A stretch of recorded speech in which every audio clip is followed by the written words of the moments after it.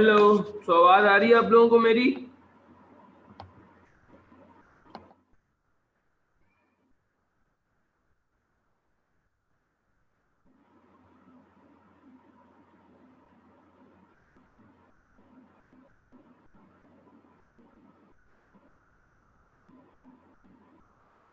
Okay good. तो हम लोग स्टार्ट करते हैं।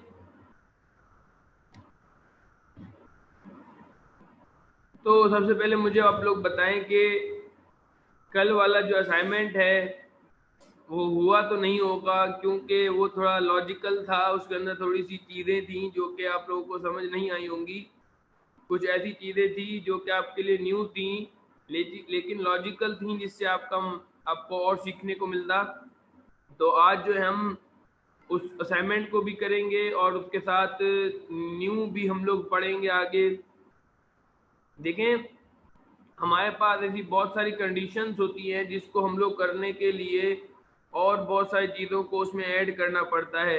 मैंने आप लोगों के सामने एक एग्जाम्पल रखा। उस एग्जाम्पल के अंदर जो है वो आप लोगों ने सिंपल प्रोडक्ट के नेम और उसकी प्राइस के बारे में हम लोगों ने देखा, जिसमें आप लोगों को ये दिखाई दिया कि हमारे पास लिस्ट के अंदर टोटल माउस कितने हैं और माउस की प्राइस कितनी है। ऐसा ही है बिल्कुल। लेकिन वहां पर मैंने सिर्फ छोटी सी एक चीज ऐड की कि अगर हमें प्रोडक्ट टाइप के लिहाज से हमें किसी चीज को काउंट करना है या उसकी प्राइस फाइंड करनी है तो हम लोग कैसे करेंगे।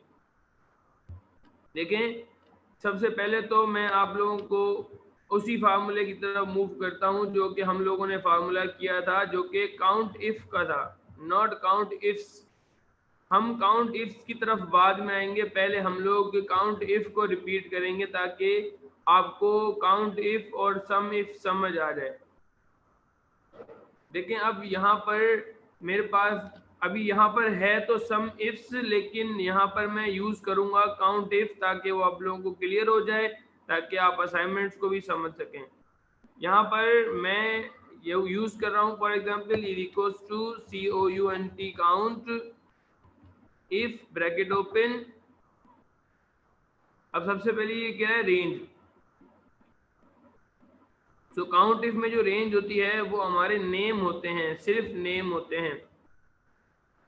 उसके बाद कॉमा, कॉमा के बाद कह रहा है क्राइटेरिया, कि आप लिस्ट में से कौन से आइटम को फाइंड करना चाहते हैं कि कौन सा आइटम कितनी मर्तबा है। तो अगर हम लोग इसके अंदर ही डबल कोटेशन में लिख देते हैं तो भी ठीक है, जैसे कि ऐसे MOUS माउस लिख दिया, इसके अंदर ब्रैकेट क्लोज किया, देन एंटर किया, तो इसने हमें बता दिया कि इस लिस्ट के अंदर 5 माउस हैं। और यही चीज मैंने आपको बताई थी कि यही चीज हम लोग कोई सेल सेलेक्ट करके भी कर सकते हैं। जैसे कि मैं इसके टॉप वाला सेल सेलेक्ट कर लेता हूं और ब्रैकेट क्लोज कर देता हूं, सेल को मैं हाईलाइट करता हूं, जैसे कि आप लोगों को याद रहे कि हम लोगों ने कौन सा सेल सेलेक्ट किया था। अब ये हम लोगों ने सेल सेलेक्ट किया था, जैसे ही मैं इसके अंदर माउस लिखता हूँ, इंटर प्रेस किया, तो ये मेरा क्राइटेरिया था। वैल्यू उसको डायरेक्ट दी जाए या किसी सेल से उठाई जाए, तो दोनों तरीके सही हैं, दोनों तरीकों में हमारा काम हो सकता है। और ये हमारे पास काउंट इफ था। अब काउंट इफ कैसे हो रहा है, इसमें क्या क्या चीजें देखी जाती हैं, हम उसको देखते हैं। अब आते हैं हम लोग। काउंट इफ क्लियर है, आप लोगों को समझ आ गया काउंट इफ?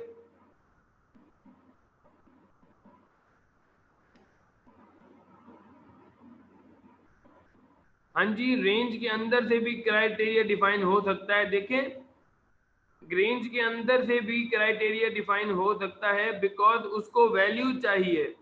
वो वैल्यू हमारी रेंज कहीं से भी आ सकती है, वो सेल के अंदर से भी आ सकती है, वो हमारे क्राइटेरिया रेंज के अंदर से भी आ सकती है। हम कहीं फॉर एग्जांपल अगर हम लोग इसको करते हैं, जैसे कि यहाँ पर है हमारे पास, ये हमारे पास फॉर्मूला है।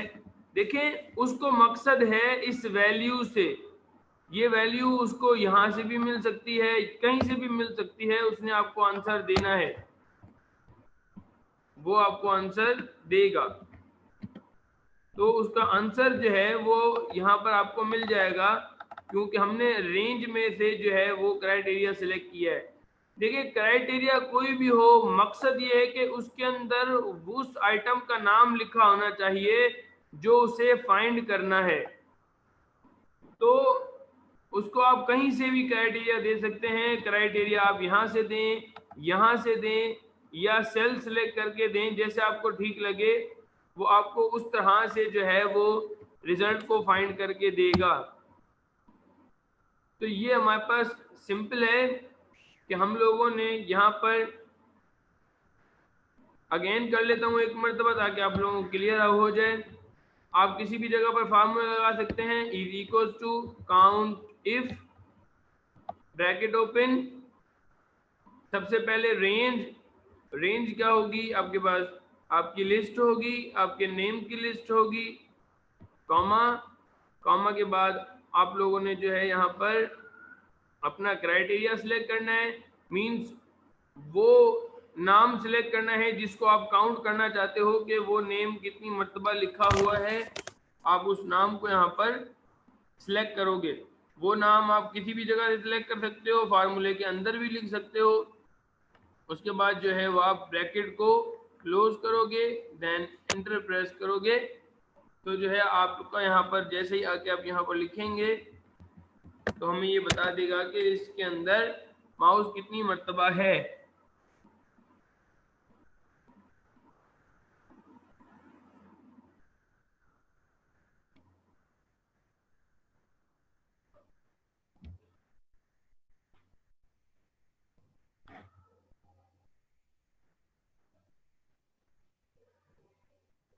ये तो था हमारे पास काउंट इफ, और हम लोगों ने किया था सम इफ। और आप लोगों को याद होगा कि काउंट जो है वो काउंटिंग के लिए इस्तेमाल हो रहा था कि लिस्ट में सेम आइटम कितने हैं ये हमें काउंट इफ बता रहा था, और सेम आइटम के जो प्राइस थे उनको काउंट कर रहा था हमारा, सॉरी उनको सम कर रहा था हमारा सम इफ का फंक्शन। कि भाई अगर एक माउस 200 का है तो 5 माउस कितने के होंगे, तो ऑटोमेटिकली उसका सम जो है वो हमारे पास सम इफ फाइंड कर रहा था। उसके हम लोग एग्जाम्पल देखेंगे, बट अभी हम लोग अपने काम की तरफ कंटिन्यू करते हैं। अभी देखिए कुछ मेरे पास एग्जाम्पल्स हैं जो कि आप लोगों के लिए मैंने यहाँ पर बनाई हैं ऑलरेडी, ताकि आप लोगों को काम करने में आसानी हो, समझने भी आसानी हो। अब देखिए यहाँ पर हमारे पास अभी हम लोग जो फार्मूला करेंगे वो है काउंट इफ्स। और मैं आपको पहले ही बता रहा हूँ जिसको काउंट इफ समझ आया है वो ही काउंट इफ्स को कर सकता है, नहीं तो वो काउंट इफ्स को नहीं समझ सकता। तो हम लोग क्या करेंगे, यहाँ पर हम लिखते हैं इज इक्वल और फार्मूला अप्लाई करेंगे काउंट इफ्स।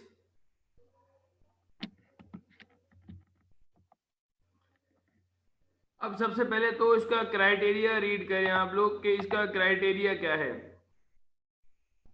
इसका क्राइटेरिया है क्राइटेरिया रेंज 1, फिर उसके बाद क्राइटेरिया 1, फिर इसी तरह से क्राइटेरिया रेंज 2 एंड क्राइटेरिया 2, फिर क्राइटेरिया रेंज 3 और क्राइटेरिया 3। मींस इसके अंदर आपकी मर्जी है कि आप कितने क्राइटेरिया सिलेक्ट कर रहे हैं और कितने रेंज उसके अंदर दे रहे हैं। मींस ये आपकी मर्जी पर है कि आप कितनी वैल्यू सिलेक्ट करते हैं, मतलब ये डिपेंड करता है आपकी लिस्ट के ऊपर।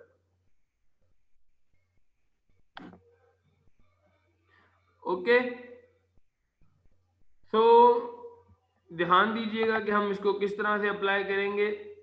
हमने सबसे पहले लिखा काउंट इज, ब्रैकेट ओपन किया, क्राइटेरिया रेंज 1, फिर क्राइटेरिया 1। अब मैं आपको बताता हूं कि काउंट इफ्स करता क्या है, फिर उसको हम लोग अप्लाई करते हैं। जिस तरह से काउंट का फंक्शन हमें काउंट करके दे रहा था कि लिस्ट के अंदर कोई भी एक आइटम कितनी मर्तबा है, लिस्ट के अंदर कोई भी एक आइटम कितनी मर्तबा है, तो उसने हमें काउंट करके दिया काउंट इफ ने। लेकिन काउंट इफ्स जो है वो हमें कंडीशन वाइज काउंट करके देता है कि लिस्ट के अंदर हमारे पास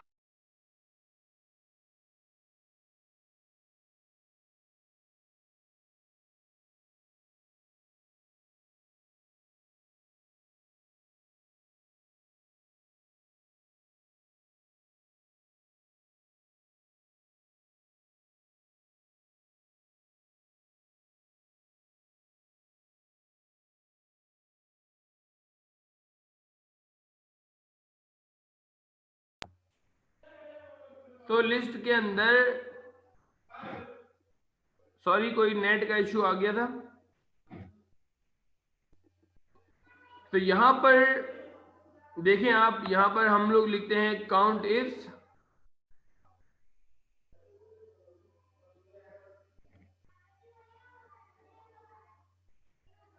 देखें जो भी आप लोगों के क्वेश्चन हैं वो मैं बीच में आप लोगों को क्वेश्चन के आंसर नहीं दे सकता, मैं आप लोगों को एंड में क्वेश्चन के आंसर प्रोवाइड करूंगा ताकि हमारी क्लास डिस्टर्ब ना हो। क्लास में दूसरी तरफ माइंड जाता है तो हम लोग समझ नहीं सकते चीजों को।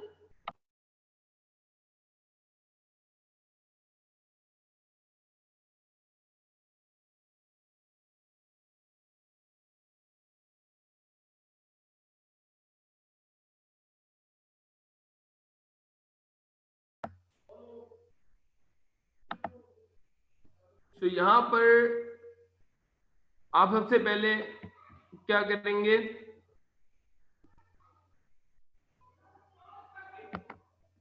लिखेंगे is equals to COUNT count ifs. तो सबसे पहले आपने सिलेक्ट करना है क्राइटेरिया रेंज 1। क्राइटेरिया रेंज 1 में आपने पहला अपना लिस्ट को सिलेक्ट करना है। तो यहां पर हम लोगों ने पहला अपनी रेंज सिलेक्ट की क्राइटेरिया रेंज 1, कॉमा कॉमा देने के बाद आपने क्राइटेरिया 1 सिलेक्ट करना है। फिर आपने जो है वो कॉमा लगाना है। फिर इसी तरह से आपने क्राइटेरिया रेंज 2 सिलेक्ट करनी है, फिर कॉमा देना है, फिर क्राइटेरिया 2 सिलेक्ट करना है। मींस पहले पहली रेंज और पहला क्राइटेरिया, फिर दूसरी रेंज और दूसरा क्राइटेरिया। पहली रेंज पहला क्राइटेरिया, दूसरी रेंज दूसरा क्राइटेरिया, तीसरी रेंज तीसरा क्राइटेरिया, चौथी रेंज तो चौथा क्राइटेरिया। जितना इजी तरीके से आप इसको समझेंगे उतना इजी तरीके से इसको आप कर सकते हैं। मैं आपको फिर से रिपीट करता हूं कि काउंट इफ्स का यहाँ पर काम क्या है। काउंट इफ्स का काम ये है कि लिस्ट को वो और कस्टमाइज करता है, उसको और फिल्टर करता है कि पहले हम लोगों को ये पता लग रहा था कि लिस्ट में माउस कितने हैं, अब हमने लिस्ट को इंक्रीज कर दिया, उसके अंदर टाइप ऐड कर दी, तो अब वो हमें ये बताएगा कि लिस्ट के अंदर HP के माउस कितने हैं या डेल के माउस कितने हैं। और इस तरह से बहुत सारी चीजें जो है यहाँ पर आ सकती हैं कि यहाँ पर हमें पता लगेगा कि भाई लिस्ट के अंदर HP के माउस कितने हैं, लिस्ट के अंदर जो है वो डेल के माउस कितने हैं। हम यहाँ पर इन चीजों को सिलेक्ट कर सकते हैं।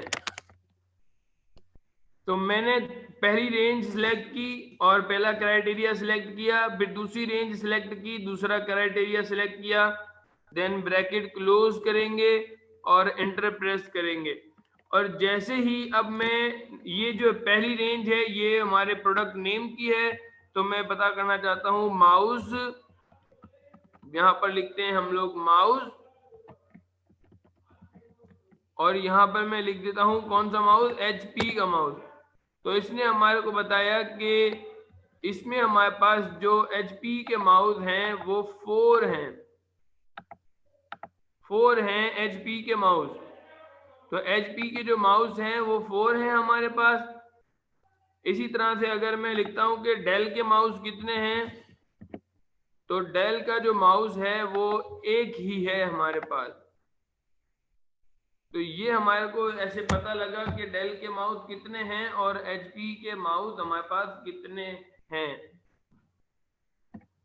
तो समझ आया आप लोगों को ये चीज?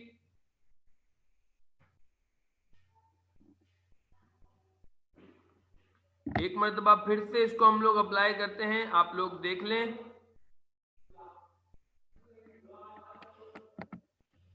आपने सबसे पहले जो है वो लिखना है इज इक्वल, फिर लिखना है COUNTIFS काउंट इफ। अब यहां पर ब्रैकेट ओपन करना है आपने। तो सबसे पहले क्राइटेरिया रेंज 1 याद रखिएगा, जो आपने पहले क्राइटेरिया रेंज सिलेक्ट की है, क्राइटेरिया भी आपका वही होना चाहिए।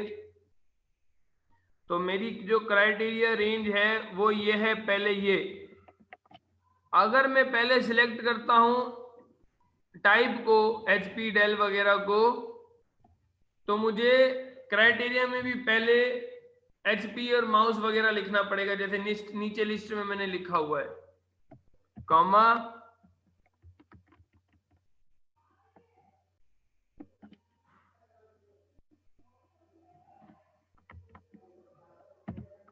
Then comma criteria range 2 comma bracket close और इंटर प्रेस करेंगे हम लोग। तो यहां पर हमें ये पता लग गया।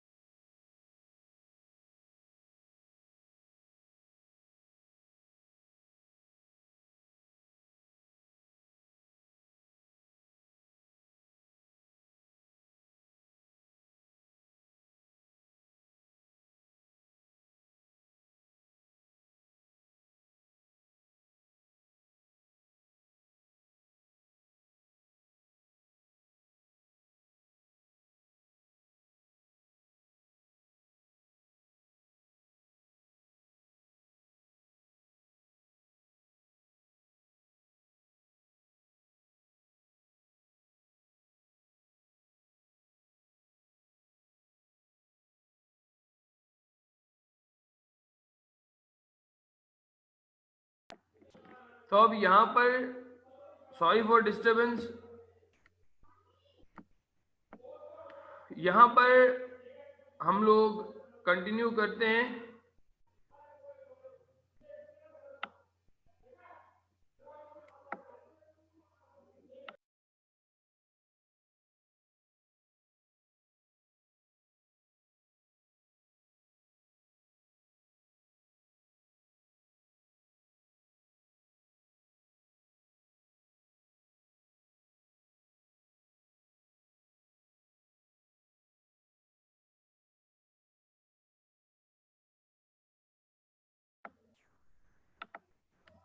अब देखिए हम इसको रिपीट करते हैं और ध्यान से देखिएगा आप लोग इसे। हम सबसे पहले लिखते हैं equal count if criteria range 1। तो आपने अपनी नेम की लिस्ट सिलेक्ट करनी है, क्राइटेरिया रेंज 1 के बाद क्राइटेरिया 1, उसके बाद जो है वो criteria range 2 comma and criteria 2। ये सारी चीजें हमारी सिलेक्ट हो गई, हम इंटर प्रेस करेंगे और यहाँ पर ये काम हो गया।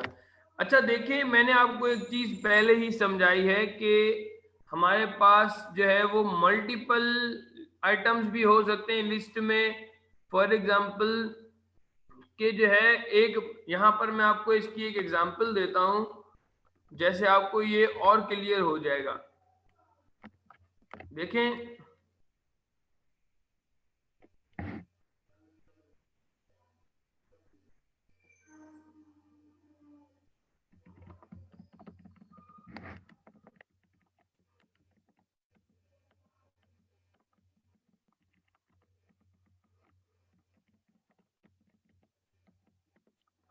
ठीक है। यहाँ पर मेरे पास ये 3 कॉलम है, इन कॉलम्स में मैं आपको समझाने के लिए और क्लियर कर सकता हूँ। यहाँ पर राइट क्लिक करता हूँ, देन इंसर्ट करता हूँ एक और कॉलम। फॉर एग्जाम्पल यहाँ पर हमारे पास नेम्स हैं, ऐसे लोग हैं जिन्होंने हमारे प्रोडक्ट्स को सेल किया है। फॉर एग्जाम्पल अली ने जो है वो माउस सेल किया है HP का, फिर अली ने एक और माउस सेल किया है HP का, फिर उसके बाद अली ने एक LCD सेल की है डेल की, फिर उसके बाद यहाँ पर अहमद ने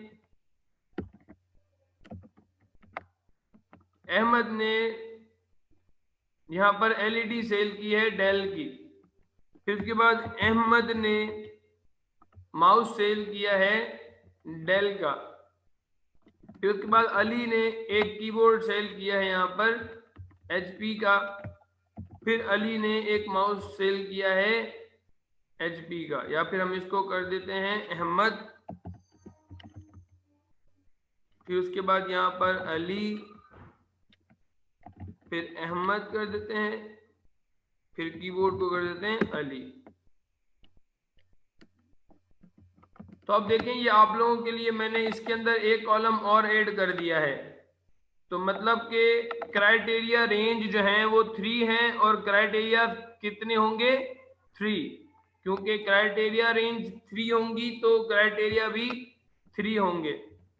तो हम लोग पहले ही सिलेक्ट कर लेते हैं क्राइटेरिया 1, क्राइटेरिया 2, मैं हाईलाइट कर रहा हूं ताकि आप लोगों को आसानी हो, एंड क्राइटेरिया 3। हम यहाँ पर फार्मूला अप्लाई करते हैं, इज इक्वल्स टू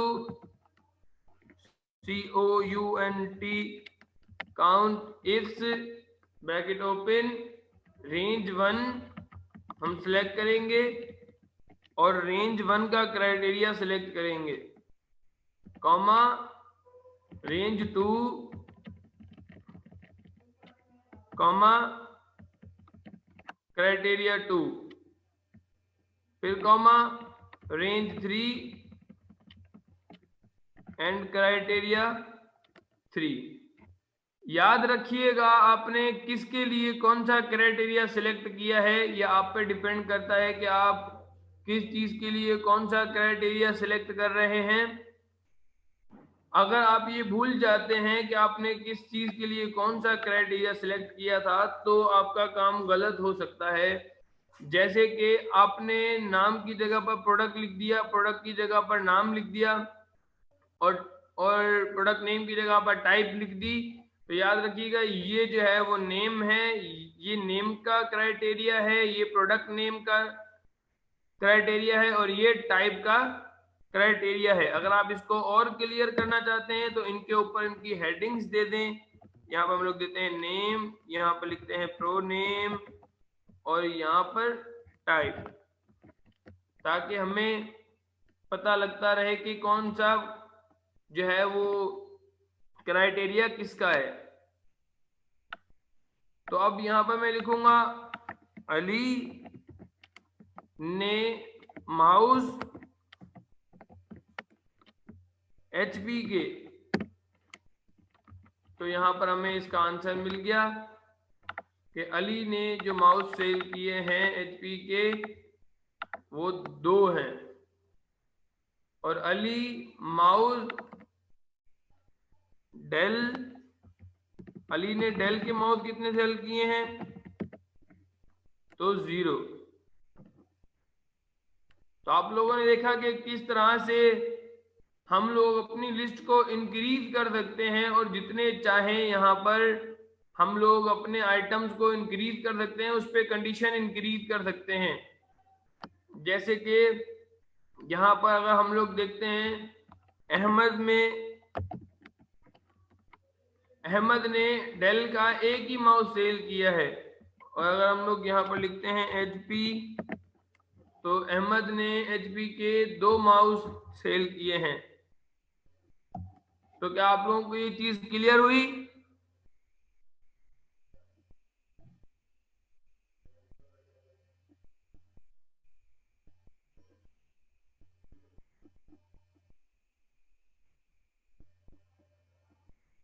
तो ये हमारे पास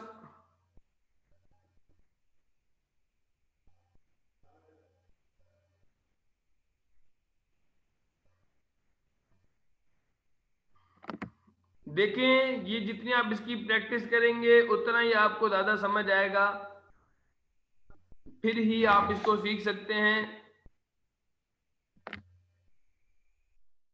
तो नेक्स्ट फार्मूला पे मूव करें हम लोग।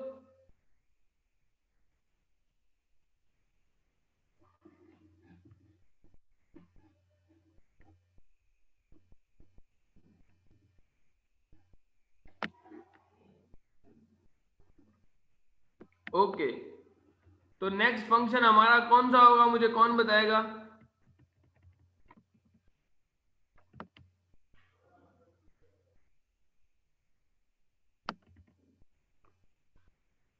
जबरदस्त, बिल्कुल आप लोगों ने सही आंसर दिया। सम इफ्स का हमारे पास फंक्शन है हमारा, जो हम लोगों ने करना है।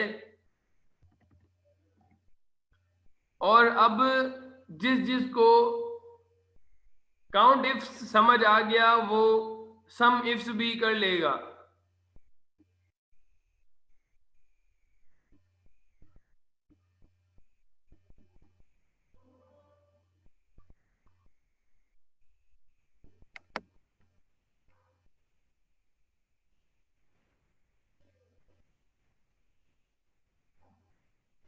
जो भी मेरे से सवाल पूछे जा रहे हैं उसके आंसर मैं आपको एंड में दे दूंगा, और मैं आपको बहुत अच्छी अच्छी चीजें भी सिखाऊंगा इंशाल्लाह ताला। फिलहाल हम लोग कंटिन्यू करते हैं, और आप लोग जो है वो इसको देखो और फिर सीखो। अब यहाँ पर सबसे पहले हम लोग सम इफ्स का सेंटेक्स देखेंगे, सेंटेक्स, क्योंकि हमारा मेन मकसद सेंटेक्स को सीखना है। अभी तक के लेक्चर्स में आपको ये समझ आ गया होगा कि रेंज क्या होती है, क्राइटेरिया क्या होता है, और जो है वो वैल्यूज क्या होती हैं, और नंबर्स क्या होते हैं, और ये सारी चीजें आप लोगों को समझ आ गई होंगी। तो is equals to some ifs. तो रीड किया जाए सेंटेक्स को। सबसे पहले है sum range criteria range 1 and criteria 1। ये भी उसी तरह से जिस तरह से काउंट इफ्स है, क्राइटेरिया रेंज 1 क्राइटेरिया 1। चलो इतना समझ आता है हमें कि क्राइटेरिया रेंज 1 क्या होती है और क्राइटेरिया क्या होता है। लेकिन सम रेंज इसके अंदर न्यू है। जिस तरह से सम इफ के अंदर हम लोगों ने सम रेंज दी थी एंड में, अगर आप लोगों को सम इफ याद है तो उसके अंदर हम लोगों ने सम रेंज एंड में दी थी। तो चलो हम लोग उसको पहले रिवाइज कर लेते हैं। सम इफ क्या करता है, सम इफ हमें ये बताता है कि एक प्रोडक्ट जो हम लोगों ने सेल किया वो किसी एक प्रोडक्ट का सम, कि भाई हमें सबका सम नहीं चाहिए, हमें सिर्फ माउस का सम चाहिए। तो हम लोगों ने क्या किया था, हमने सम इफ का फार्मूला लगाया था, और हमें किसी एक प्रोडक्ट का सम मिल गया था।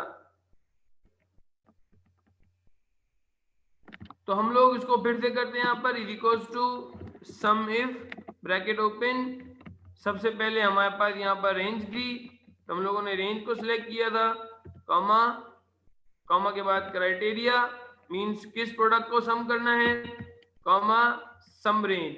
अब देखिए यहाँ पर एंड में सम रेंज है, और सम रेंज में हमने क्या देना है, प्राइस। ब्रैकेट क्लोज करेंगे, एंटर करेंगे, और हम लोग यहाँ पर लिखते हैं माउस। तो उसने हमें माउस का सम यहाँ पर दे दिया। लेकिन अब हम लोग यहाँ पर करेंगे सम इफ्स। सम इफ्स बिल्कुल उसी तरह कंडीशन को इंक्रीज करेगा जिस तरह से काउंट इफ्स ने कंडीशन को इंक्रीज किया। देखिए हम किस तरह से यहाँ पर उसकी कंडीशन को इंक्रीज करेंगे और हम लोग काम करेंगे। इसको समझ नहीं आया सम इफ, तो अगेन करते हैं is equals to sum if. सबसे पहले रेंज देनी है, रेंज में आपकी वो सारी चीजें आती हैं जो आपके आइटम्स होते हैं और आपकी प्राइस होती हैं, सारी चीजें, कॉमा क्राइटेरिया मींस आपने खाली सेल सिलेक्ट करना है जिसमें आप अपने प्रोडक्ट का नाम लिखेंगे, फिर कॉमा सम रेंज। नंबर 3 है सम रेंज, ऐसी रेंज जिसको आप सिलेक्ट करेंगे तो वो आपस में सम हो सके। तो ये रेंज आपस में सम नहीं हो सकती, ये भी आपस में सम नहीं हो सकती, ये जो प्राइस है वो आपस में सम हो सकते हैं, तो सम रेंज हमारी प्राइस होंगी। एक चीज आप लोग सारों को मैं बता रहा हूं कि ये जो मैंने हेडिंग्स दी हैं ऊपर, ID, product name, product type, please formula लगाते वक्त इनको सिलेक्ट मत कर लीजिएगा, फिर आप बाद में सोचते फिरेंगे कि सर फार्मूला अप्लाई नहीं हो रहा, फार्मूला अप्लाई नहीं हो रहा। तो प्लीज इस चीज का ख्याल रखिएगा कि फार्मूला लगाते वक्त आपको हेडिंग्स को सिलेक्ट नहीं करना, क्योंकि अक्सर ऐसी प्रॉब्लम होती है। तो हम लोग ब्रैकेट क्लोज करेंगे, देन एंटर करते हैं, हम लोग यहाँ पर लिखते हैं माउस। तो देखें इसने माउस का हमें सम दे दिया। अगर हम यहाँ पर लिखते हैं कीबोर्ड, तो उसने हमें कीबोर्ड का, सिर्फ कीबोर्ड का सम दे दिया। इसी तरह से हम लोग जो हैं, इसी तरह से हम लोग सम इफ्स को भी करेंगे। उम्मीद करता हूं जिसको सम इफ नहीं समझ आया था अब समझ आ गया होगा, ताकि हम लोग जो है वो आगे सम इफ्स को कर सकें।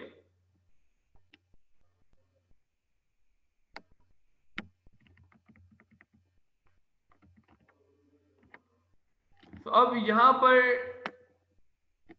हम लिखेंगे is equals to, sum if में भी मल्टीपल क्राइटेरिया हो सकते हैं जिस तरह से काउंट इफ में मल्टीपल क्राइटेरिया थे। Is equals to, sorry, sum if. सबसे पहले ध्यान दें इस पे, सबसे पहले क्या बोल रहा है, सम रेंज। तो मैं क्या दूं, आप लोग मुझे बताओ, तो सम रेंज में क्या चीज सिलेक्ट करूं?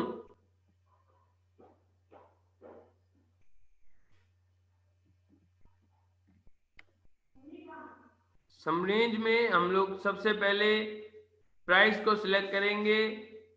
Good answer. तो सम रेंज हम लोग आ जाएंगे price, then comma criteria range 1। Criteria range 1 में क्या सिलेक्ट करेंगे हम लोग?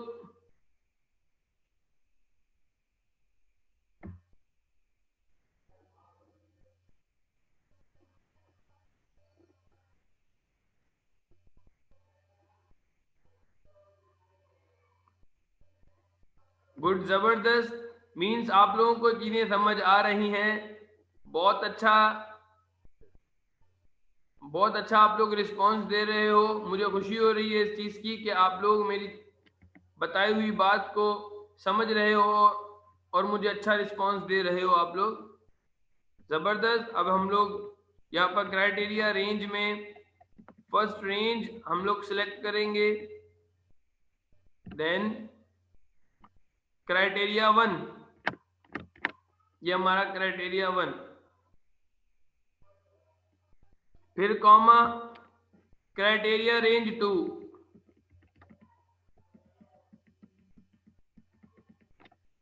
Comma criteria 2,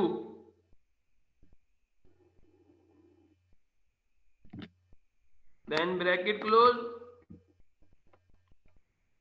and enter।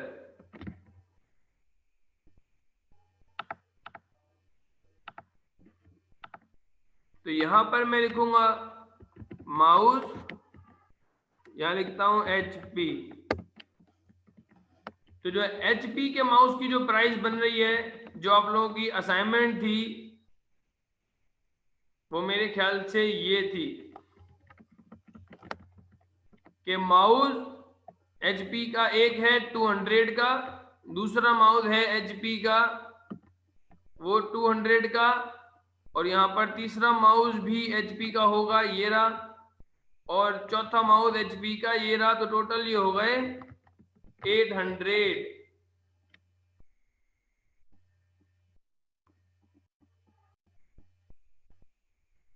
तो एक मरतबा फिर से फार्मूला रिपीट करते हैं, is equal to some ifs.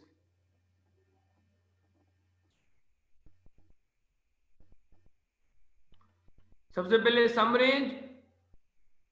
Range में आपने अपनी लिस्ट को, प्राइस लिस्ट को सिलेक्ट करना है, कॉमा क्राइटेरिया रेंज 1।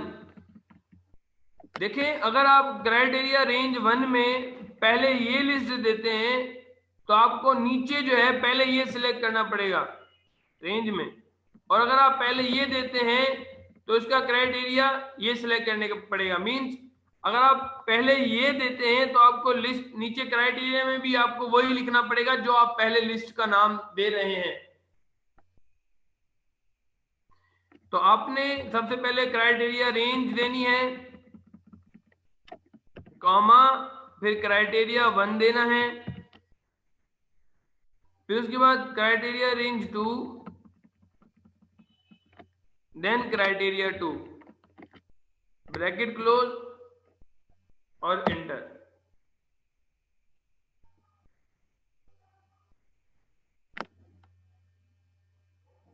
क्या ये फॉर्मूला क्लियर है अब आप लोगों को?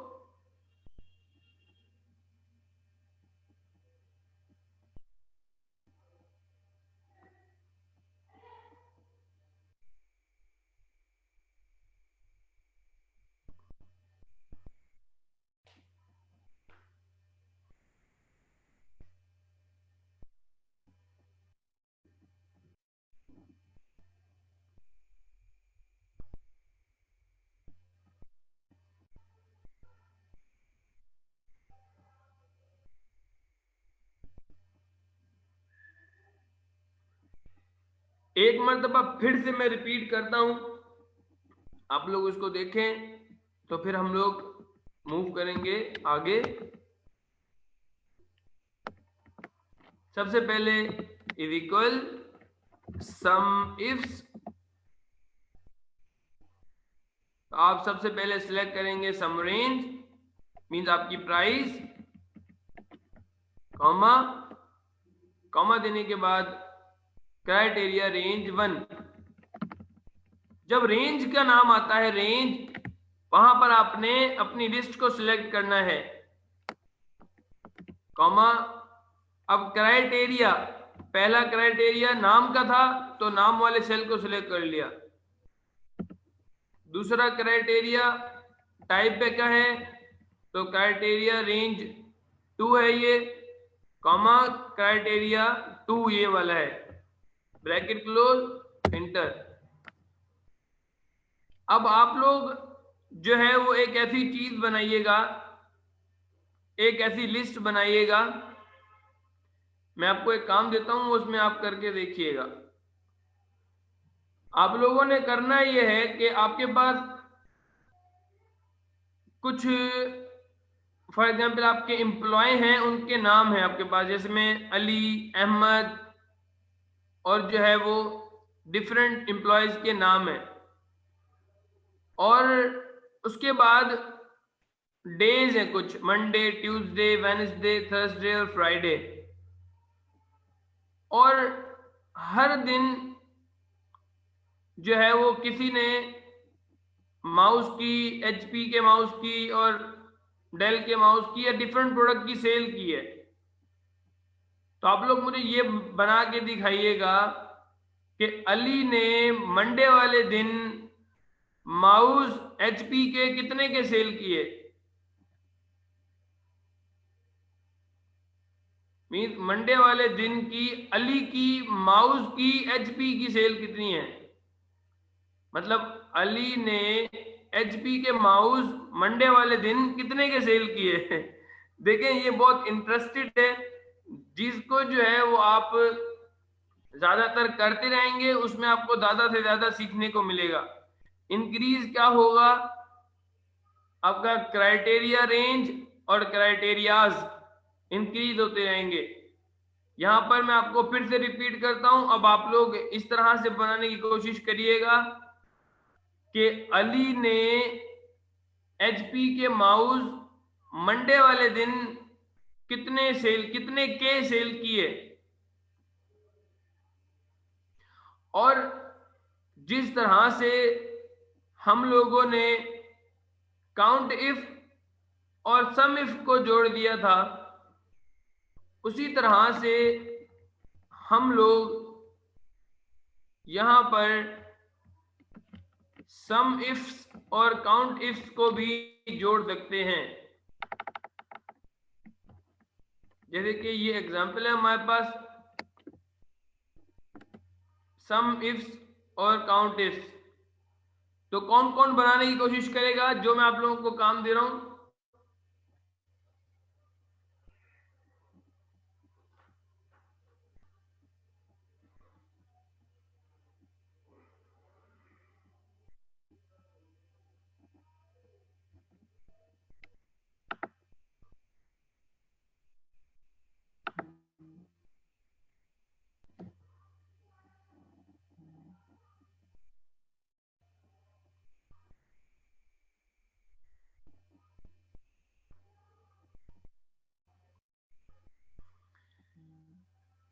जबरदस्त। इसी तरह से आप लोगों ने कोशिश करनी है और इस काम को करने की कोशिश करना है। आप ट्राई करना, जितना आपको समझ आया आप ट्राई करिएगा। मैं रिपीट करता हूं,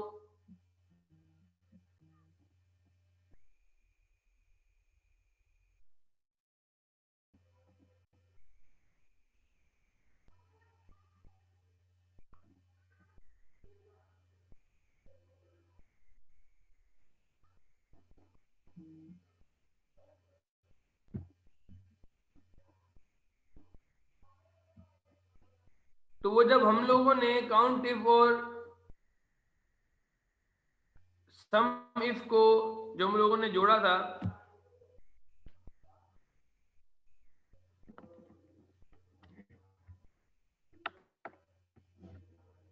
काउंट इफ और सम इफ को जो हम लोगों ने जोड़ा था, तो उससे हमें क्या पता लग रहा था कि उसकी प्राइस और उसकी क्वांटिटी पता लग रही थी। इसी तरह से हम लोग ये पता लगा सकते हैं कि एचपी के माउस की जो यहाँ पर हमारे पास प्राइस है और की क्वांटिटी है वो क्या है। मीन्स एचपी के माउस कितने हैं और उसकी प्राइस कितनी है। तो हम लोग यहाँ पर क्राइटेरिया सबसे पहले मेंशन कर देते हैं, क्राइटेरिया 1, क्राइटेरिया 2, और यहाँ पर हम लोग फार्मूला लगाएंगे। तो मैं इसको मर्ज कर देता हूँ, एक ही सेल बना देता हूँ। यहाँ पर लिख देते हैं हम लोग पहले ही, ताकि हमें बाद में मुश्किल ना हो।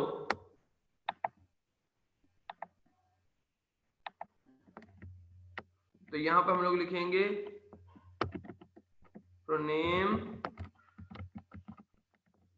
यहाँ पर लिखेंगे टाइप। यहाँ फार्मूला लगाते हैं हम लोग, is equals to, font size बड़ा कर देता हूं मैं,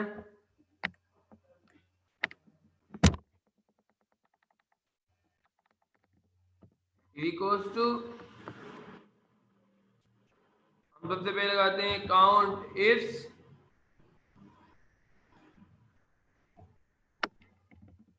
काउंट इफ्स। तो सबसे पहले क्या देना है, क्राइटेरिया रेंज 1। तो हम लोग अपनी रेंज 1 को सिलेक्ट करेंगे, criteria 1, comma criteria range 2, comma criteria enter press किया, माउस, और यहाँ हमने टाइप लिखी HP। अच्छा, अक्सर एक मिस्टेक और होती है हमारे पास, वो भी मैं आप लोगों को बता देता हूं कि वो मिस्टेक क्या होती है।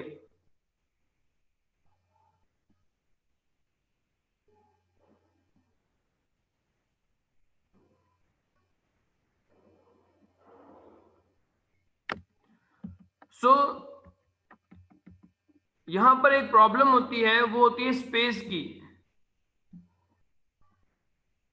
सो जो स्पेस जो होता है ना, वो एक कैरेक्टर होता है जो कि हमें नजर नहीं आता, लेकिन वो कैरेक्टर जरूर होता है। मीन आप किसी जगह पर जब स्पेस अप्लाई करते हैं तो इसका मकसद ये बिल्कुल भी नहीं है कि वो काउंट नहीं होता। स्पेस जो है वो काउंटेबल कैरेक्टर है, नजर नहीं आता वो अलग बात है। फॉर एग्जाम्पल, जैसे कि यहाँ पर HP है और मैं HP के बाद एक स्पेस इसके अंदर ऐड करता हूं और मैं इंटर करता हूं, तो अब लिस्ट में तो HP मौजूद है लेकिन यहां पर 3 हो गया। ये आपको समझाने के लिए मैंने ये बात जो है वो मैंने आपको बताई है कि हमारे पास लिस्ट में जो है वो हमारे पास HP में जब मैंने स्पेस दे दिया तो उसने उसको कंसीडर नहीं किया। तो यहां पर अपने फार्मूलाज लगाते वक्त इन चीजों का अहम ख्याल रखना है कि आप किसी चीज के अंदर एक्स्ट्रा स्पेस ऐड नहीं कर सकते। अगर आपने किसी चीज में एक्स्ट्रा स्पेस ऐड किया, दिखने में तो वो वही लगेगा आपको कि वो बिल्कुल सही है, लेकिन उसके अंदर एक स्पेस ऐड हुआ होगा जिसकी वजह से वो HP नहीं होगा। जैसे कि यहाँ पर मैंने एक HP के अंदर एक स्पेस ऐड किया और मैं अभी इंटर करता हूँ स्पेस को रिमूव करके, तो ये अगेन 4 हो गए। और इतना ही नहीं, जब हम लोग फाइंड कर रहे हैं क्राइटेरिया में भी मैं HP लिखने के बाद स्पेस देता हूं तो ये मुझे 0 आंसर देगा। क्यों देगा? क्योंकि लिस्ट के अंदर ऐसा कोई आइटम जो है वो मौजूद नहीं है, ऐसा कोई आइटम मौजूद नहीं है जो कि जिसमें स्पेस हो। तो याद रखिएगा, स्पेस जो है वो एक करेक्टर है जो कि काउंटेबल होता है। स्पेस देने से आपकी वैल्यू चेंज हो जाती है। स्पेस वाला HP और बिना स्पेस वाला HP ये दोनों अलग अलग वैल्यू कंसीडर करता है।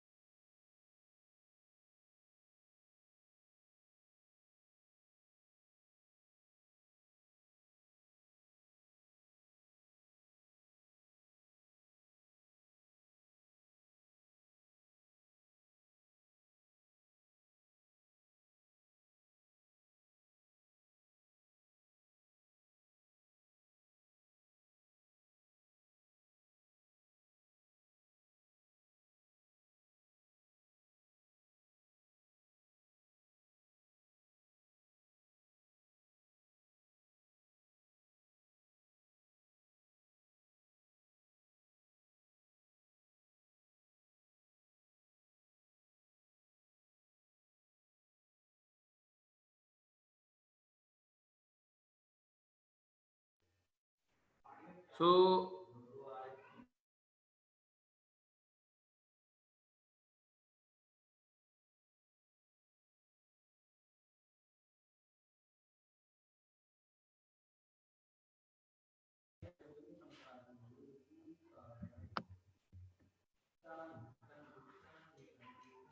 Hello,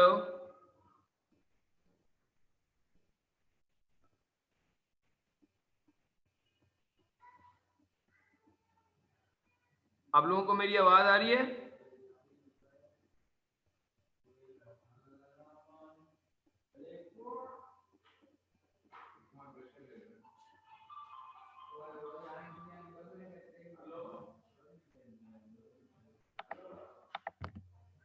okay, sorry for disturbance, कोई इंटरनेट का इशू था जिसकी वजह से मेरी आवाज आप लोग तक नहीं आ रही थी, कोई प्रॉब्लम हो गई थी। तो कंटिन्यू करते हैं।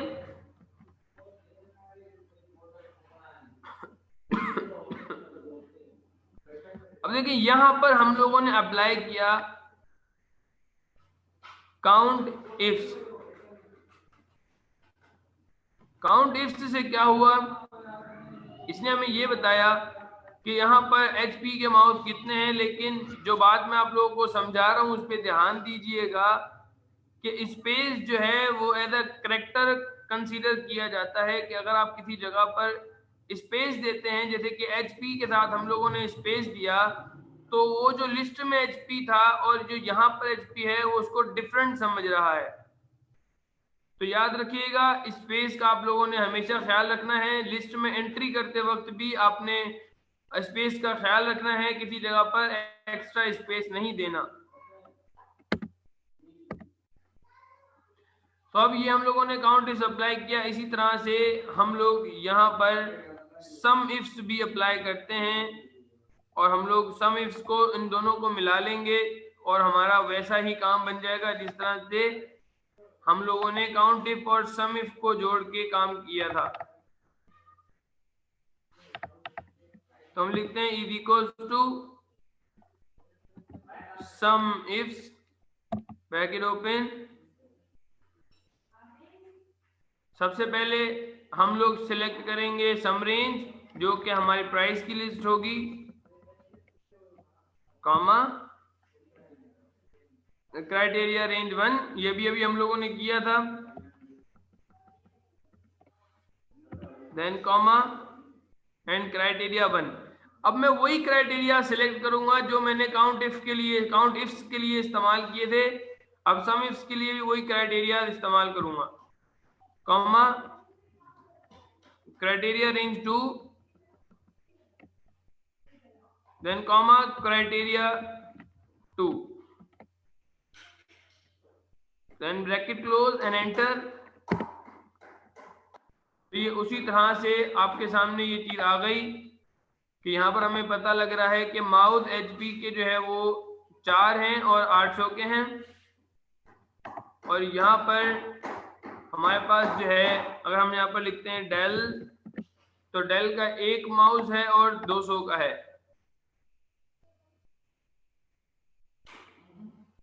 सिंपल है, जिस तरह से मैंने आपको सम इफ्स और काउंट इफ्स को समझाया, आपने सिंपल उन दोनों फार्मूलाज के क्राइटेरियाज को सेम करना है।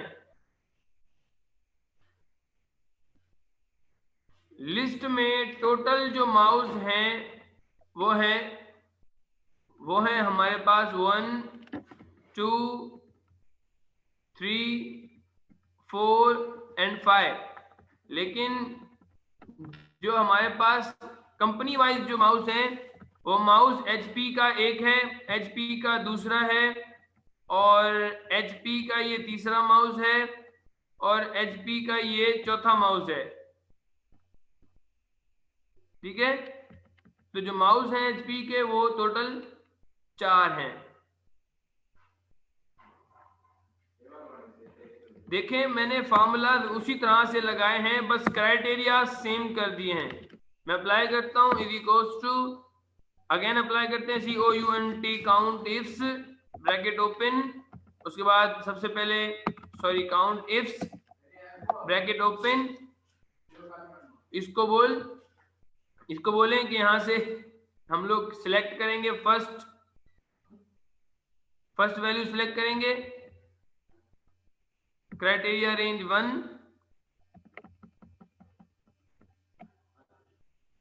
Comma then criteria 1, comma criteria range 2, comma और criteria 2।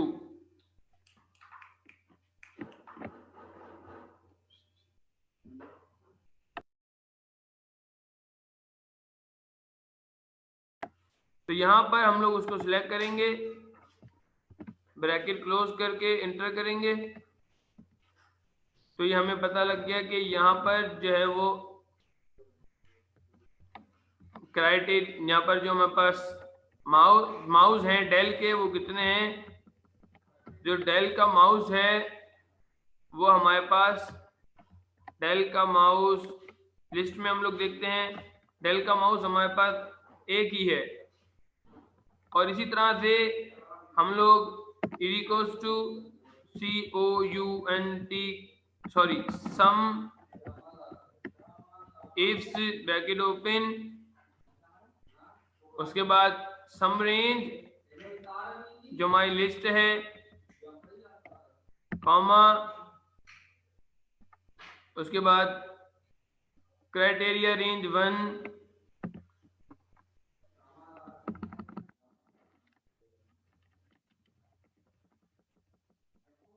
Comma criteria 1, criteria range 2, comma and criteria 2। Enter press करते हैं और ये हमें यहाँ पर पता लग गया कि कितने हमारे पास क्राइटेरिया हैं।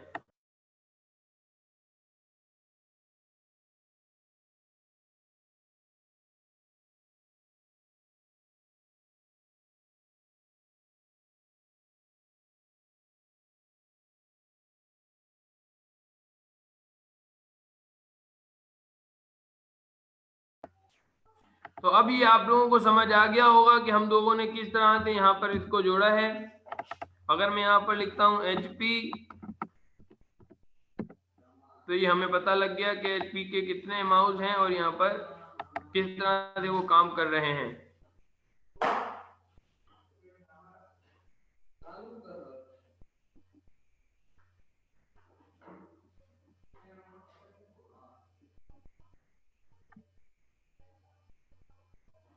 ये जो थोड़ी बहुत प्रॉब्लम्स हो रही हैं उसके लिए सॉरी, क्योंकि ये थोड़ा नेट का इशू हो रहा है। मैं कोशिश करूंगा कि इसको बेहतर से बेहतर बना सकूं ताकि आप लोगों को अच्छे से अच्छा मैं समझा सकूं। तो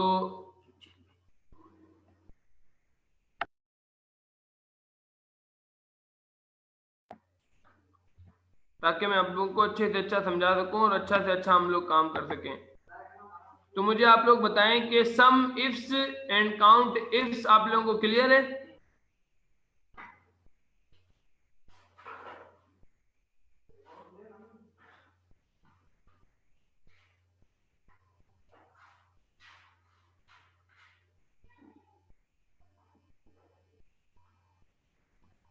जबरदस्त,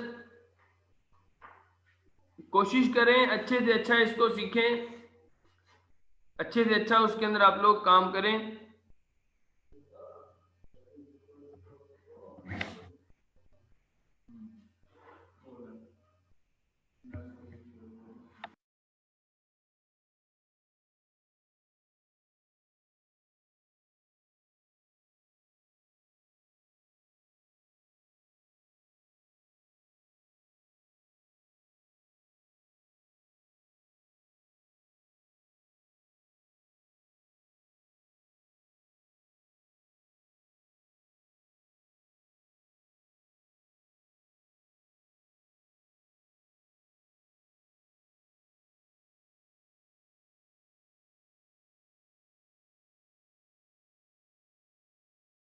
ओके, तो हम लोग कंटिन्यू करते हैं।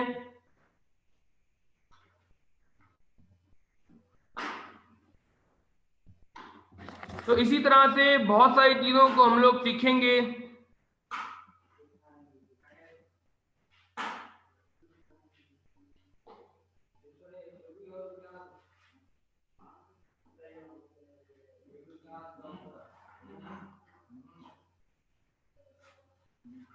कौन देखें यहाँ पर जो आप लोग क्वेश्चन है, मैं बार बार कह रहा हूं कि फॉर्म जो क्वेश्चन है वो हम लोग एंड में करेंगे।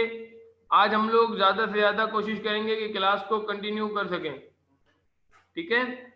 थोड़ा ज्यादा टाइम हम लोग लेंगे और ज्यादा हम लोग पढ़ेंगे।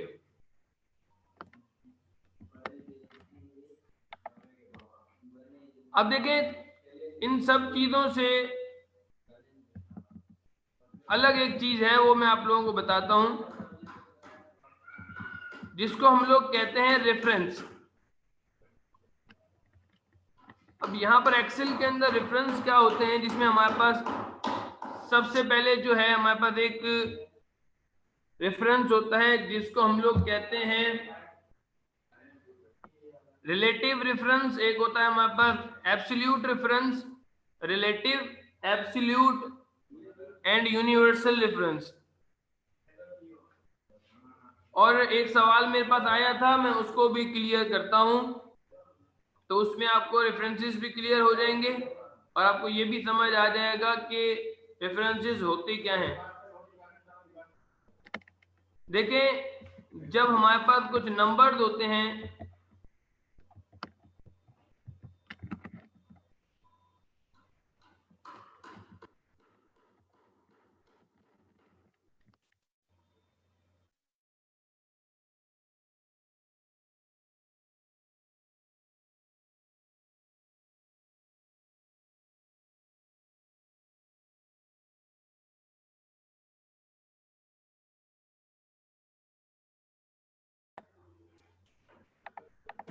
अब अगर मैं यहाँ पर इनके एडिशन करता हूँ, equals to sum bracket open first number comma second number bracket close enter,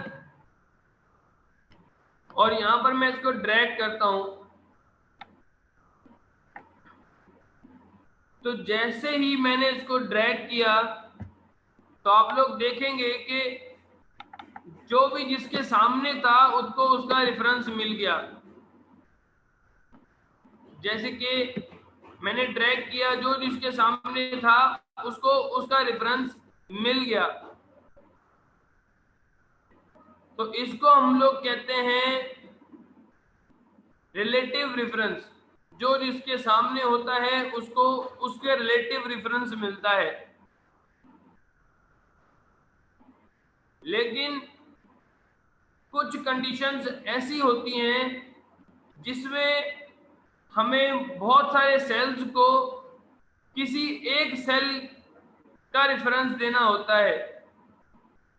जैसे कि मैं यहाँ पर 2 का टेबल लिखता हूँ, मैं लिखा 2 और इसको मैं ड्रैग कर लेता हूँ, यहाँ पर 2 आ गया, और मैं यहाँ पर लिखता हूँ 1 और यहाँ लिखता हूँ 2, दोनों को सिलेक्ट करता हूँ और यहाँ पर डॉट पे क्लिक करके यहाँ पर इसको ड्रैग कर लेता हूँ।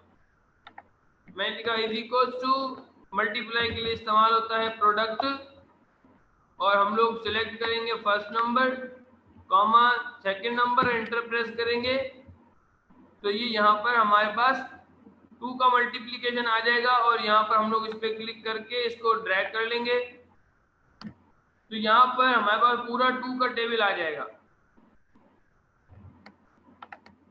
उसके बाद देखा जाए यहाँ पर, अब अगर मैं यहाँ पर किसी नंबर को चेंज करता हूँ, जैसे कि मैंने यहाँ पर 3 लिखा तो यहाँ पर 3 का रिजल्ट चेंज हो गया, मुझे सब में 3 लिखना पड़ेगा, इसमें भी, इसमें भी, इसमें भी, इसमें भी, और इसमें भी, या इसमें भी, और इसमें भी, और इसमें भी, और सब में मुझे 3 लिखना पड़ेगा।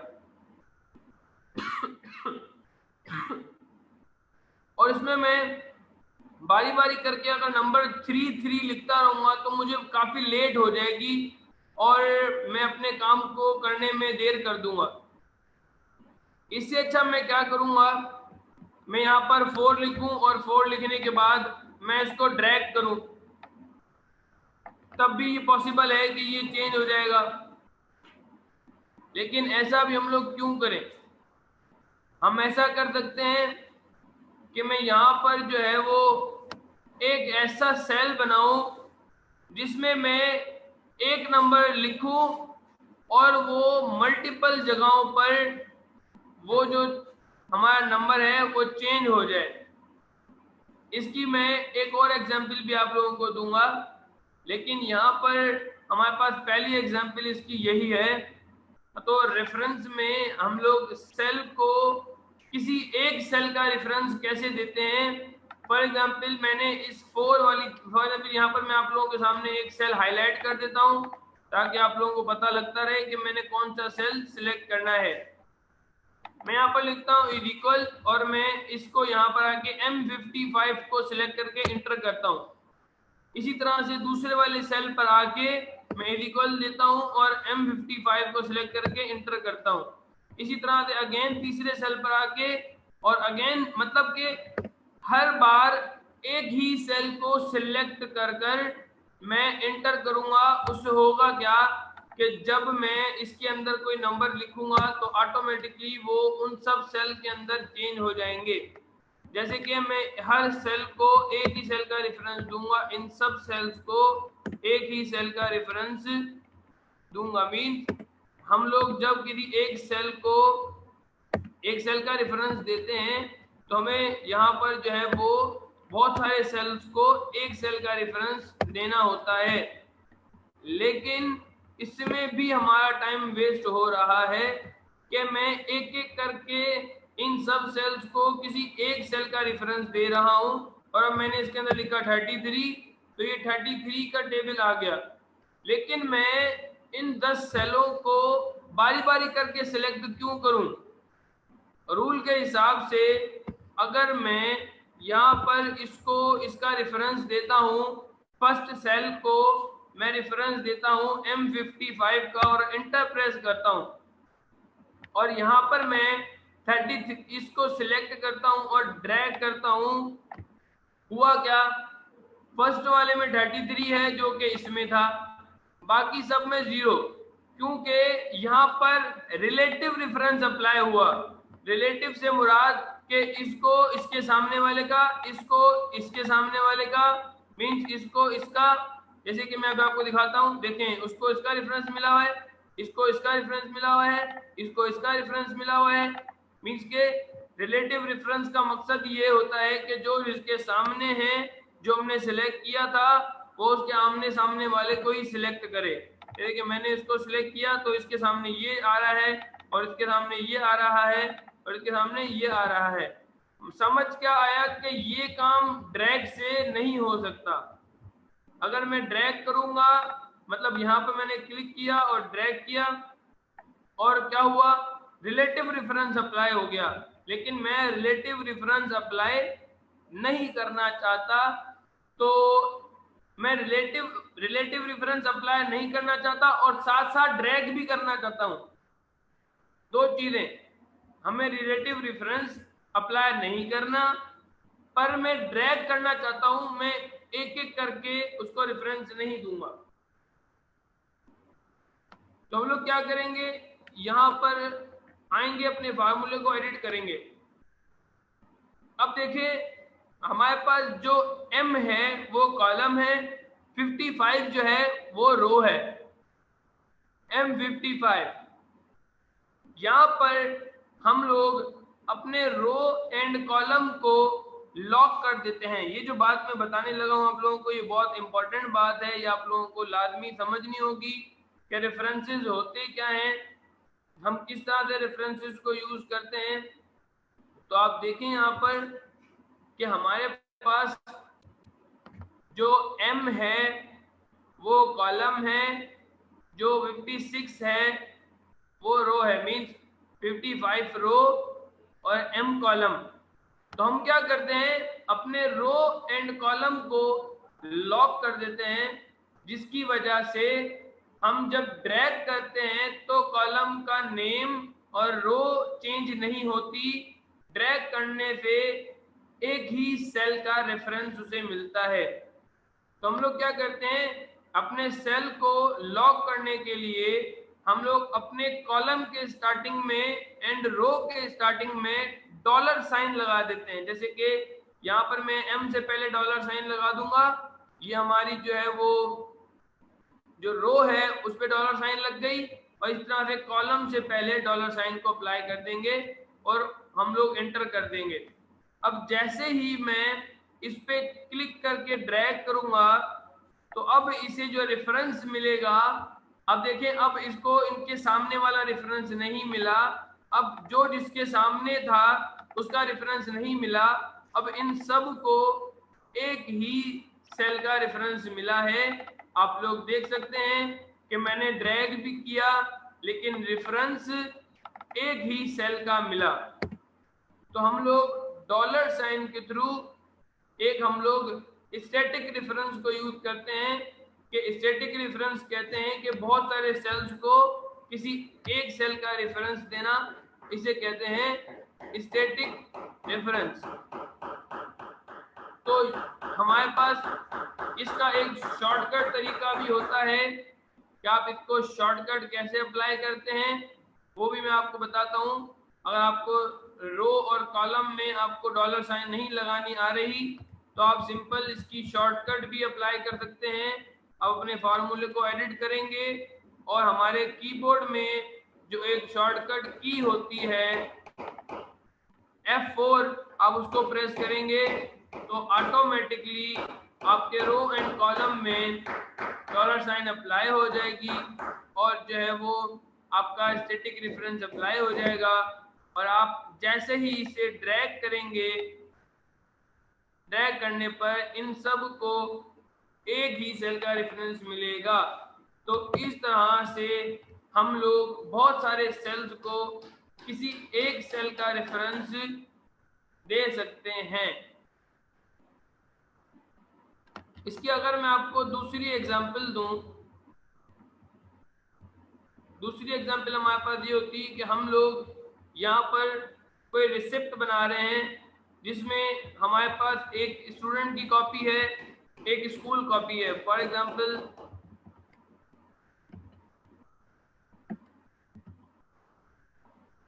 स्कूल कॉपी और दूसरी है यहाँ पर स्टूडेंट कॉपी।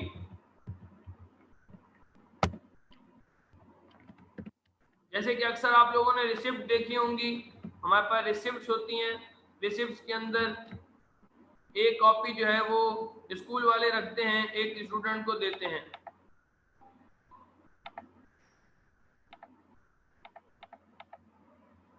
हम यहाँ पर उसी तरह से एक रिसिप्ट बना लेते हैं। जैसे कि हमने सबसे पहले लिख दिया नेम,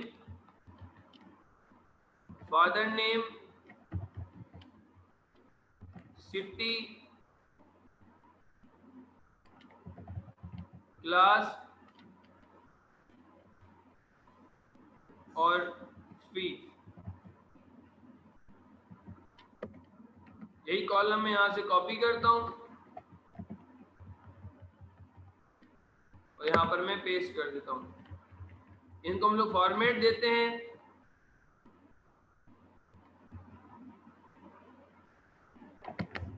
यहाँ से हमने इसको सिलेक्ट किया, सिलेक्ट करने के बाद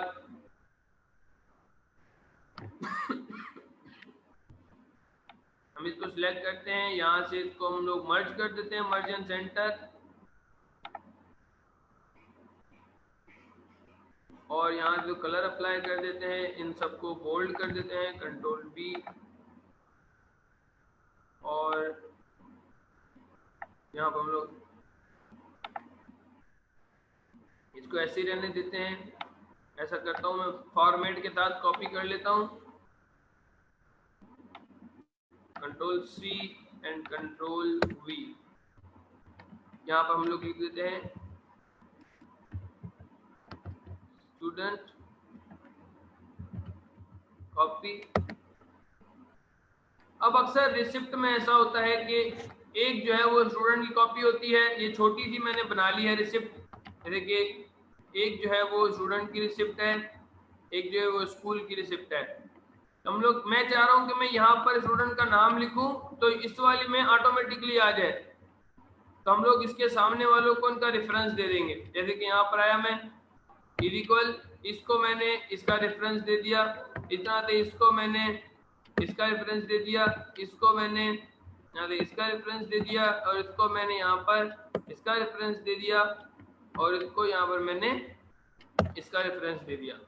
अब जैसे ही मैं स्टूडेंट के लिए रिसिप्ट बनाऊंगा, और यहाँ पर मैंने स्टूडेंट का नाम लिखा अली, और उसके फादर का नाम लिखा मैंने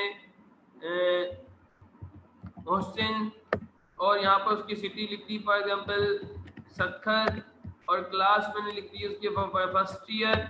आप देखें दूसरी साइड वैल्यूज जो हैं वो ऑटोमेटिकली आ रही हैं, और हम लोग एक रिसिप्ट बनाएंगे ऑटोमेटिकली दूसरी खुद ब खुद बन रही होगी। वो 2 रिसिप्टों, वो 6 रिसिप्टों, या वो जितनी मर्जी रिसिप्टों, जब हम लोग रेफरेंस दे देते हैं ऑटोमेटिकली यहाँ पर हमारे पास ये जो था ये रिलेटिव रेफरेंस था, जिसमें आमने सामने वाले रेफरेंस हम लोगों ने अप्लाई किए। और ये जो मैंने आप लोगों को बताया कि बहुत सारे सेल्स को हम कोई एक रेफरेंस अप्लाई करते हैं, उसे हम लोग स्टैटिक रेफरेंस कहते हैं। अब आते हैं लास्ट रेफरेंस, जिसको हम लोग कहते हैं यूनिवर्सल रेफरेंस, जो कि एक शीट से दूसरी शीट में हम लोग रेफरेंस अप्लाई कर सकते हैं। ये आप लोगों के लिए एक नई चीज़ होगी कि यहाँ पर रेफरेंस को किस तरह से यूज़ किया जाता है, रेफरेंस में किस तरह से काम किया जाता है, तो उसको भी आप लोग देखिएगा कि किस तरह से काम होता है। तो फॉर एग्जांपल देखिए हमारे पास यहाँ पर शीट 1 मौजूद है, आप यहाँ प्लस करें तो ये शीट 2, देन फिर प्लस करें ये शीट 3।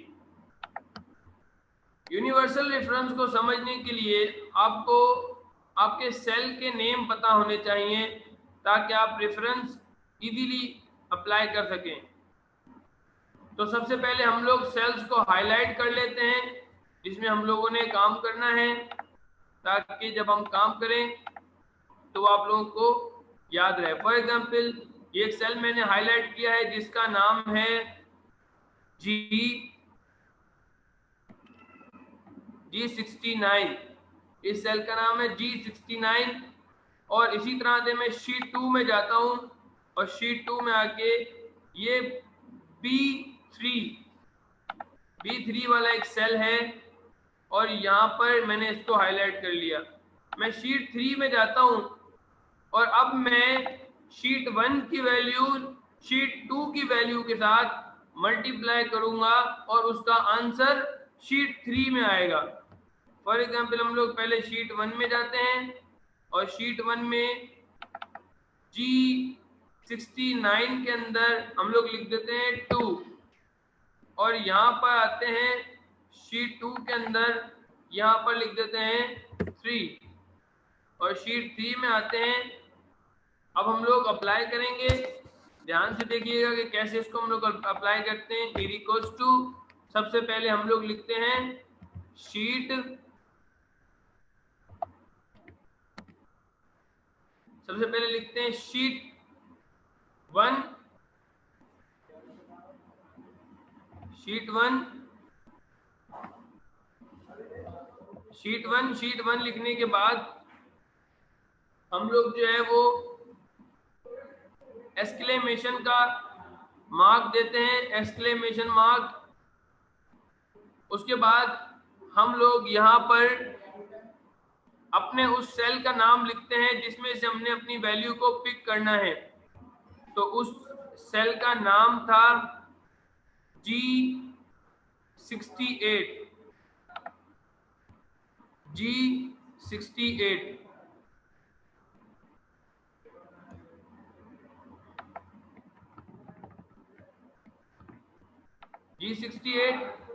उसको मल्टीप्लाई की साइन देंगे हम लोग, फिर लिखेंगे शीट 2 में एक्सक्लेमेशन का कौन सा हमारे पास सेल था, हमारे पास सेल था B3,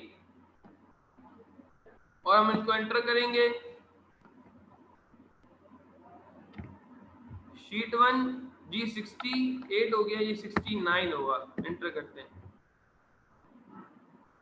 तो अब आप देखें कि इसने शीट 1 में से एक नंबर को उठाया, दूसरे नंबर को शीट 2 में से उठाया, और आंसर जो आया है वो शीट 3 में से आया है। तो इसको हम लोग कहते हैं यूनिवर्सल रेफरेंस। तो आपको समझ आया होगा, सिंपल इसके अंदर जो है वो आपको शीट का नाम ऐड करना होता है, शीट 1, उसके बाद एक्सक्लेमेशन का साइन देके आपको सेल का नाम देना पड़ता है, सेल नेम, और इसे कहते हैं हम लोग यूनिवर्सल रेफरेंस। क्या ये आप लोगों को मेरी समझाई हुई चीज समझ आई?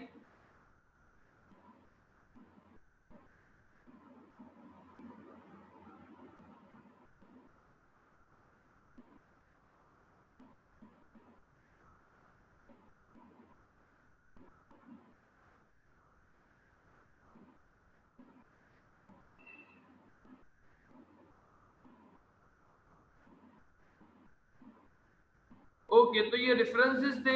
ये मैंने कहा, मेरे से एक सवाल पूछा गया था तो मैंने इसके बारे में बताया, तो ये जिसका भी सवाल होगा उसको क्लियर हो गया होगा।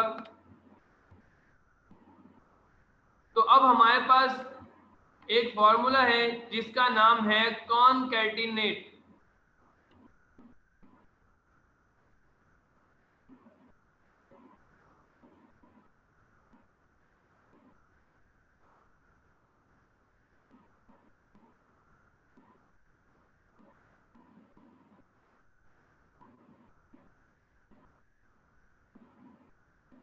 देखिए, रेफरेंसेस बहुत सारी जगहों पर यूजफुल हैं। जब आप रियल लाइफ में काम करेंगे तब आपको जो है वो समझ आएगा कि रेफरेंस कहाँ पर इस्तेमाल होते हैं।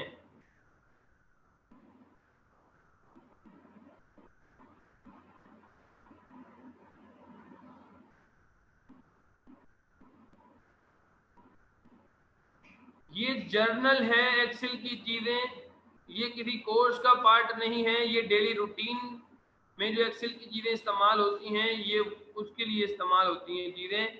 ये मैं कोई पर्टिकुलर क्लास का या किसी कोर्स की चीज़ें मैं आपको नहीं बता रहा, ये मैं आपको जो है वो सिंपल डेली रूटीन में इस्तेमाल होने वाली चीज़ें जो हैं ये मैं आपको उसका बता रहा हूँ।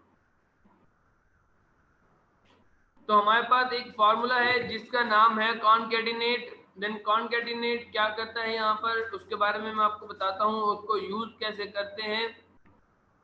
तो आप देखें,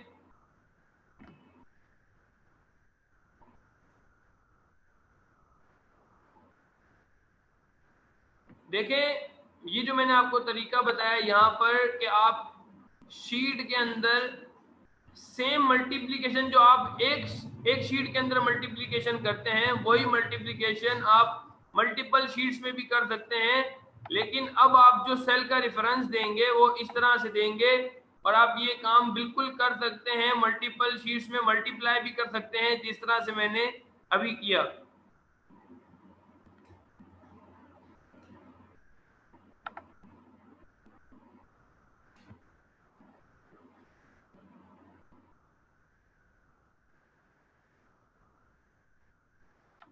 रेफरेंस के बगैर जो है वो तरीके होते हैं लेकिन वो ज़्यादा इतने यूजफुल नहीं होते।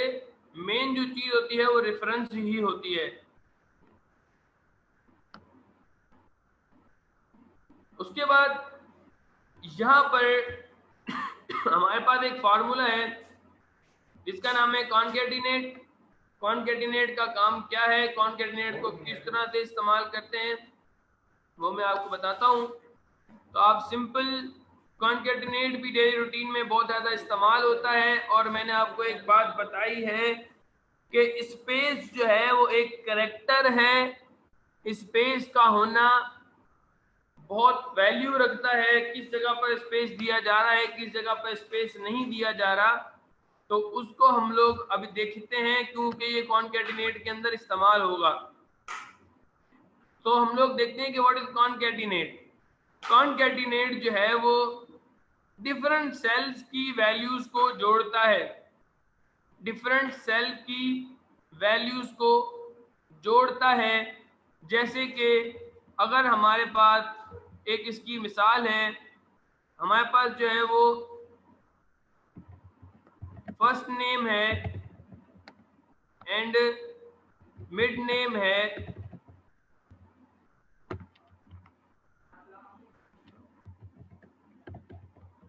और लास्ट नेम है, first name, mid name and last name है। अब फॉर एग्जांपल इस जगह पर हमारे पास है फुल नेम, यहाँ पर first name, middle name and last name है, और यहाँ पर हमारे पास कॉलम है फुल नेम। अब यहाँ पर अगर मैं लिख रहा हूँ मोहम्मद, यहाँ पर लिख रहा हूँ मैं अहमद, और यहाँ पर मैं लिख रहा हूँ फॉर एग्जाम्पल मुगल,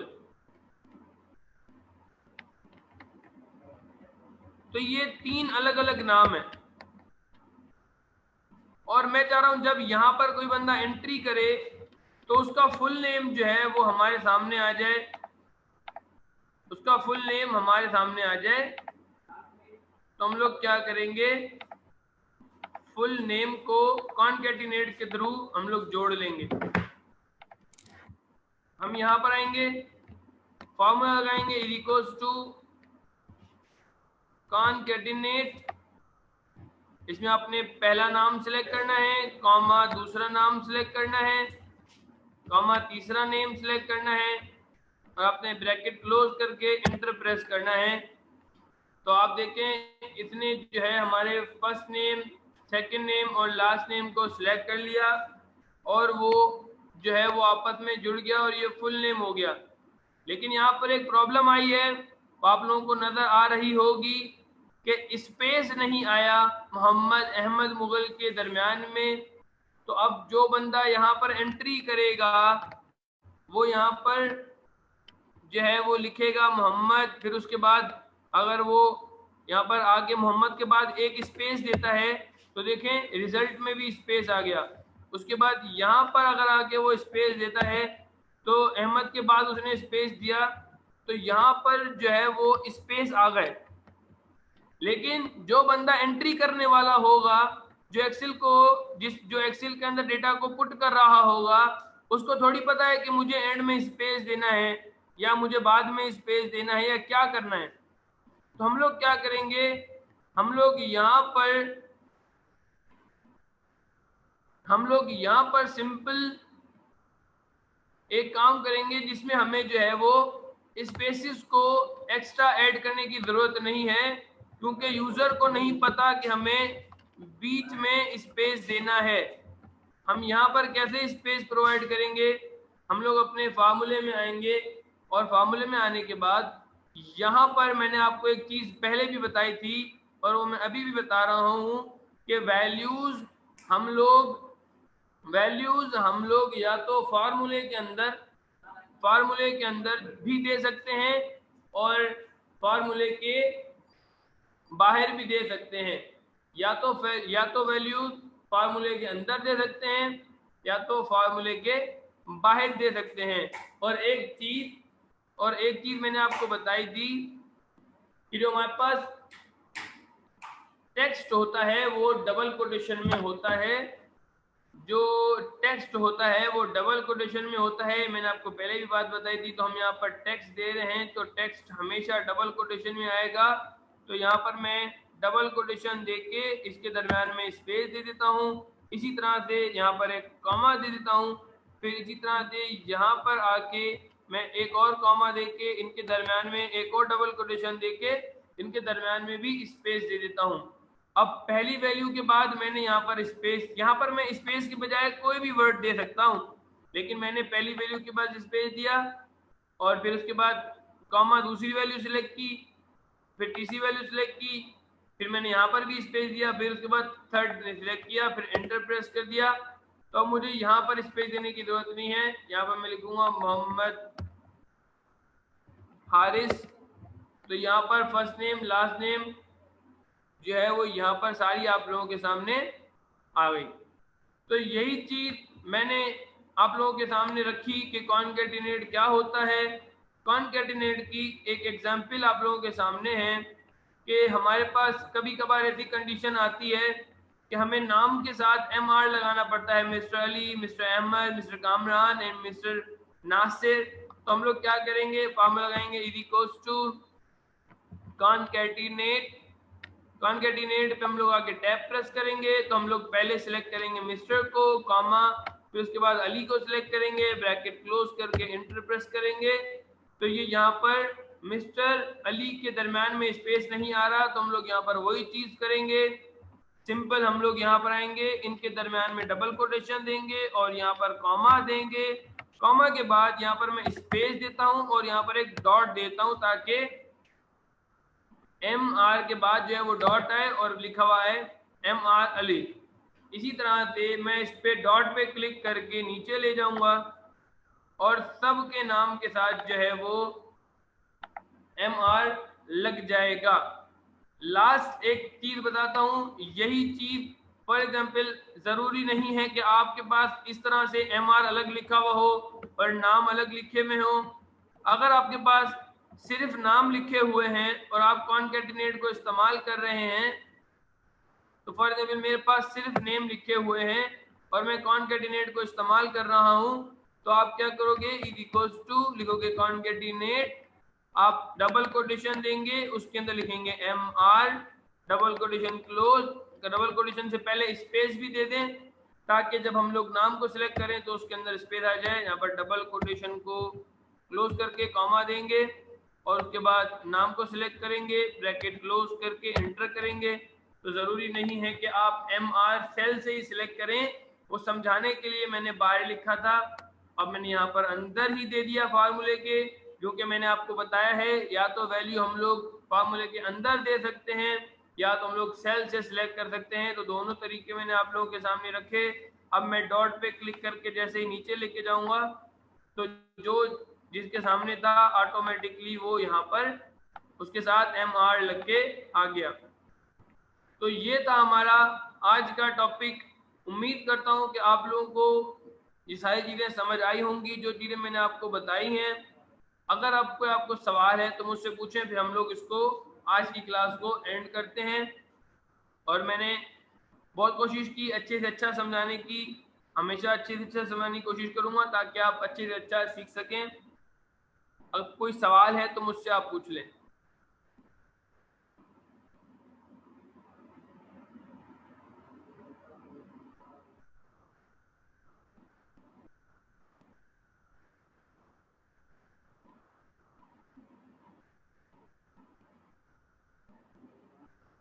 देखिए सिंपल है, आपने करना क्या है, आप यहाँ पर आएंगे, simple is equals to concatenate, आप सबसे पहले डबल कोटेशन देंगे क्योंकि मैंने आपको बताया है कि आप अगर जो भी टेक्स्ट देंगे वो टेक्स्ट आप लोग डबल कोटेशन में देते हैं, ये मैंने पिछली क्लास में आपको बताया था। तो आप यहाँ पर डबल कोटेशन देने के बाद उसके अंदर लिखेंगे MR, फिर उसके बाद एक स्पेस दे देंगे ताकि रिजल्ट में स्पेस आए, डबल कोटेशन क्लोज करेंगे, क्लोज करने के बाद कॉमा देंगे, अपने नेम को सिलेक्ट करके ब्रैकेट क्लोज करके एंटर करेंगे। देन इसको यहाँ पर हम लोग ट्रैक करेंगे तो जो जिसके सामने होगा ऑटोमेटिकली वो उसके सामने आ जाएगा।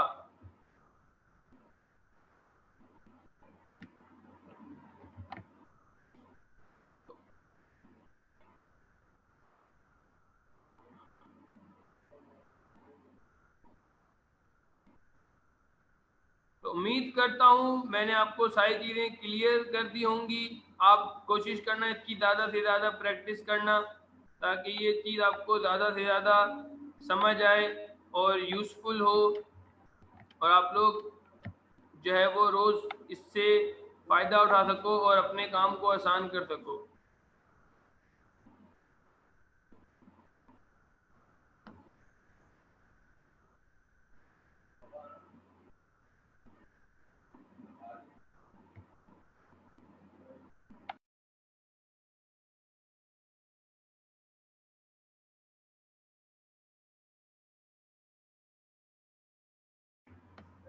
तो आज के लेक्चर को हम लोग यहाँ पर ही एंड करते हैं।